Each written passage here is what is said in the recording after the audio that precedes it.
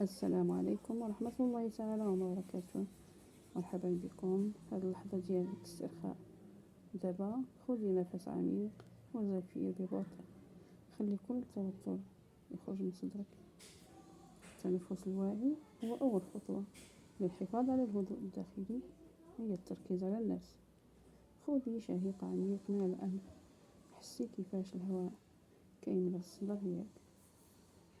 خرج الزفير من الفم ببطء. كرري هاد العملية 3 مرات وغادي تحسي براسك كتهبطي شوية شوية.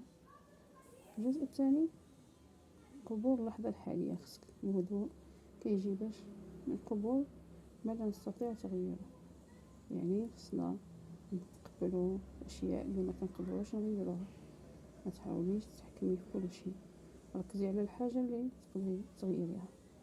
كل مرة كتجيك فكرة مزعجة لاحظيها بدون ما تحكمي عليها وخليها تمشي بسرعة. الجزء الثالث، ترتيب الأولويات. الهدوء كيزيد إلا عرفنا شنو مهم وشنو لا. كتبي 3 ديال الحاجات ضرورية ديريهم في اليوم والباقي خليهم لوقت آخر. هكذا كتخفي الضغط النفسي وكتحسي براسك متحكمة في حياتك. دابا خذي نفس عميق آخر مرة، خلي السكينة تغمرك وتذكري دائما بأن الهدوء الداخلي هو رحلة يومية ماشي هدف سريع.